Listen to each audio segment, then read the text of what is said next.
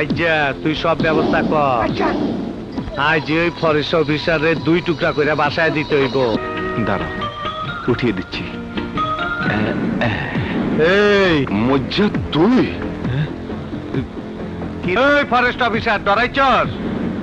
আমার বাইরে যে ধরছস, তোর কলজাটা কত বড় তাই দেখবার আইছি। তোর কলজাটা আমার দেখার বহু শখ। ডালিয়া! ডালিয়া! না!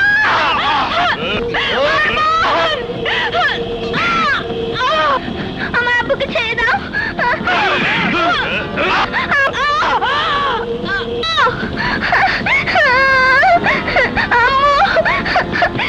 তুমি আমার আম্মুকে ছেড়ে দাও।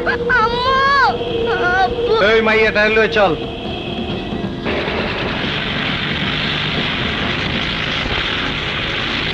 আব্বু!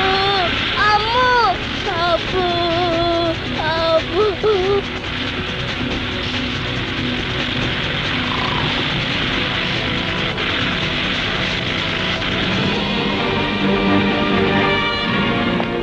আসুন স্যার।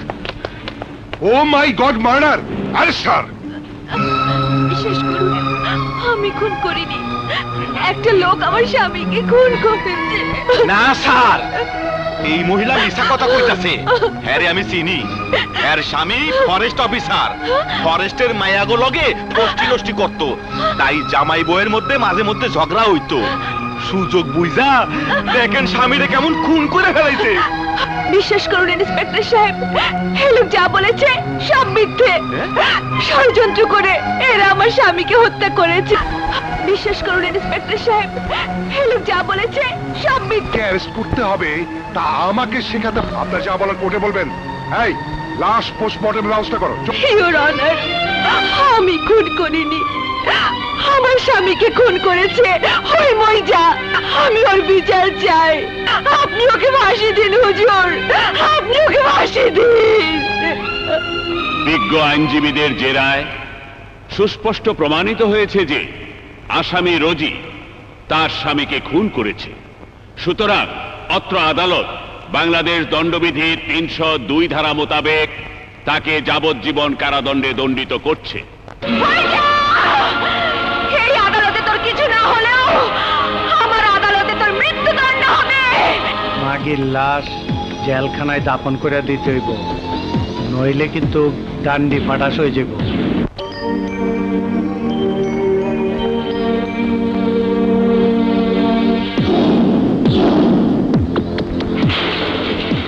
আপনারা কারা? কাকে চান?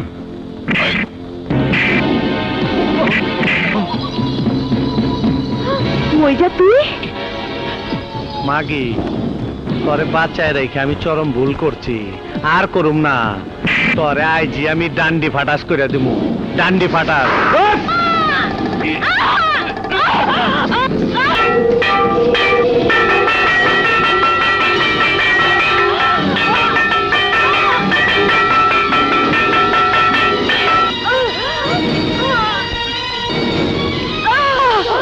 বোন, বোন, তোমার কিছু হইব না বোন।